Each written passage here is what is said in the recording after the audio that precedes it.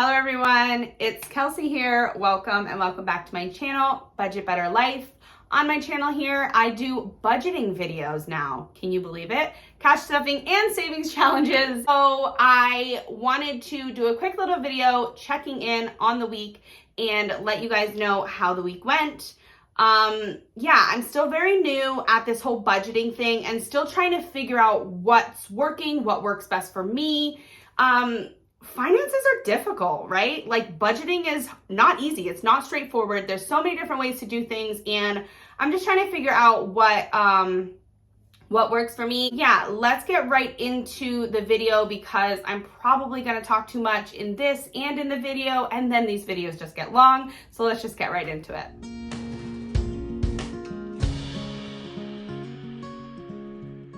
So we are in May's budget and things might look a little bit different because I reprinted this. I shifted some stuff around.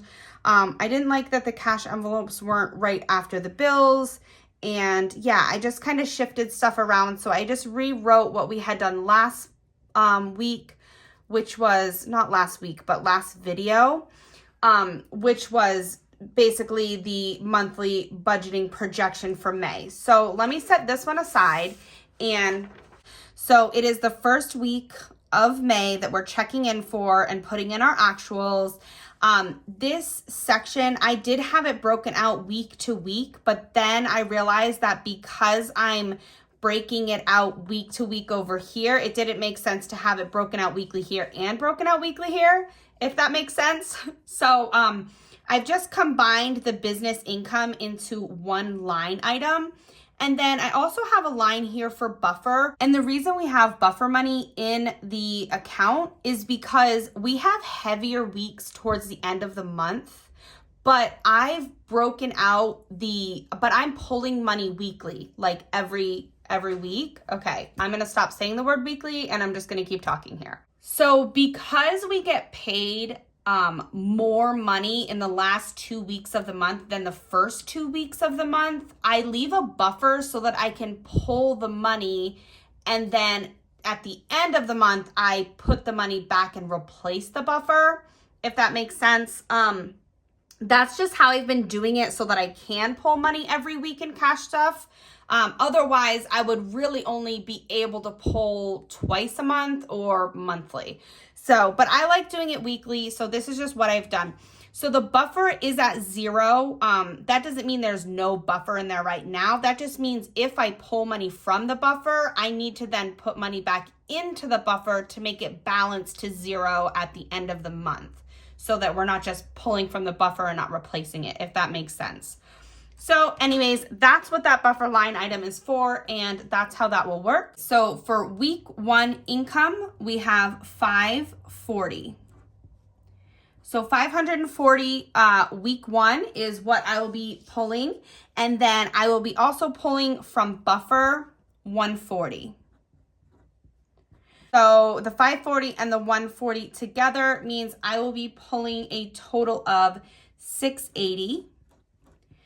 To be able to cash stuff. Again, adjustments, that all happens prior to this money. So I just skip past that section. Moving down into bills. So for week 1, we will be doing 113 to rent. We will be doing 175 and we will be doing to Kia, sorry.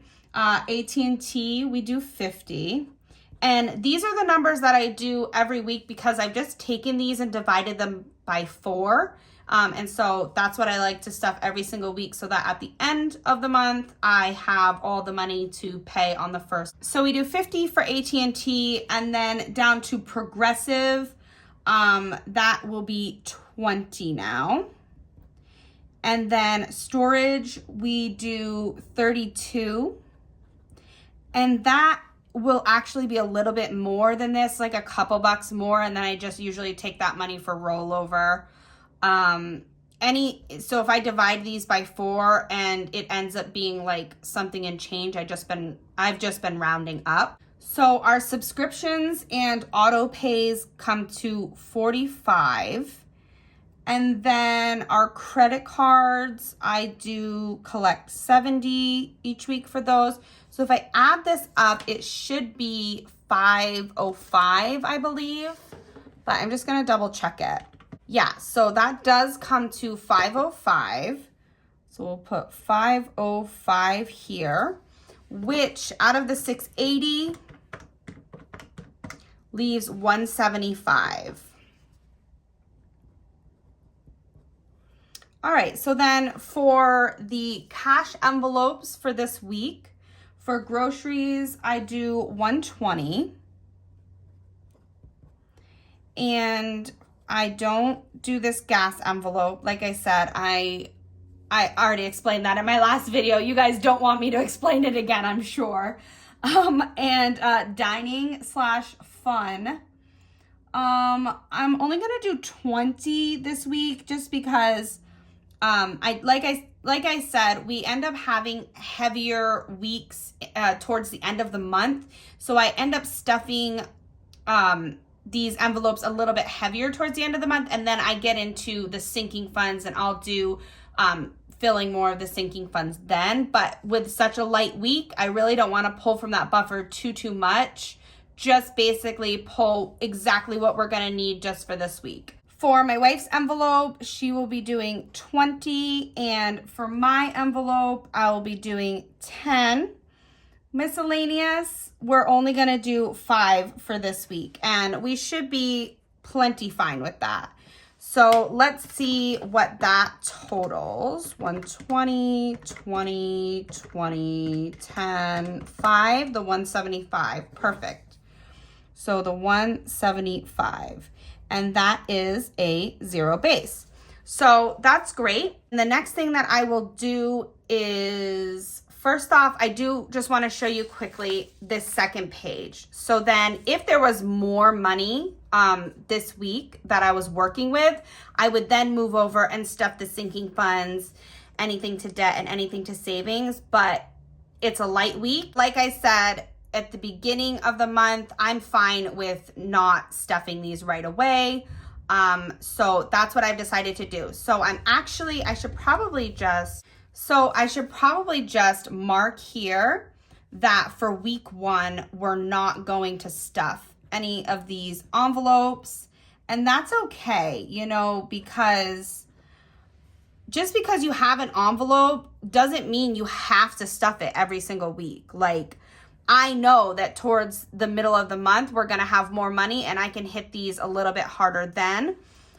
So that's what I'm going to do. I'm just going to leave these as 0. And yeah, so that's everything for this first week. So then what I need to do is go over to my cash stuffing tracker.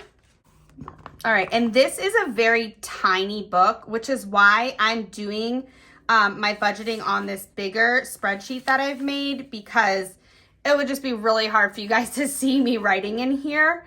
But I do still use this cash stuffing tracker page to be able to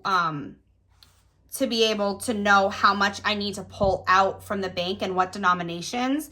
And I do actually use all these pages too. I do like my working out on these pages, but we've literally just gone over all of that. So there's no need for me to do that right now. So let me just transfer over all of the things, all of the categories that we're pulling money out for, and then I will get going on filling this in. Okay, so rent gets 100, 10, 11, 12, 13. Kia gets 150, 75. Yes, that is correct. 150, 75. AT&T gets 50. So we'll do a 50 for that one. Progressive gets a 20.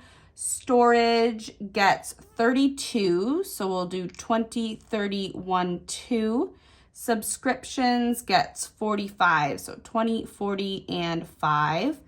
Credit cards gets 20, 40, 60, 75. Oh, credit cards doesn't get 75. Credit cards get 70. Sorry, scratch that 5 out. 20, 40, 60, 70. Groceries gets 120, so we'll do 51 and then 20. Fun is getting 20, so we'll do a 20. Vanessa's getting a 20. I am getting a 10. Miscellaneous is getting a 5. That should be correct. So we have 2 100s for 200. We have 4 50s for 200. We have 1, 2, 3, 4, 5, 6, 7, 8, 9, 10, 11 20s for 220. We have 1, 2, 3, 4 10s for 40. We have 1, 2, 3 5s for 15. And we have 5 1s for 5. So if I add all this up, it should be the 680. 200 plus 200 plus 220 plus 40 plus 15 plus 5, 680. So that is perfect. 680.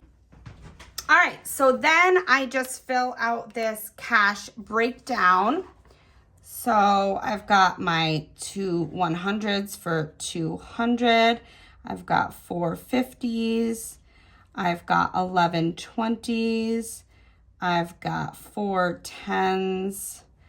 I've got 3 5s and 5 1s for 5. So that, again, I'm gonna double check it. So yeah, 680. So 680 is what I will go to the bank and withdraw. And yeah, and then you guys will see me cash stuffing that money in my next video. Alrighty, so you guys have made it to the end of another budgeting video. Thank you so much. I really appreciate it. Hopefully you guys are enjoying this content. Definitely leave me some love in the comments, do all the things. And other than that, I will catch you guys in my next one. Bye.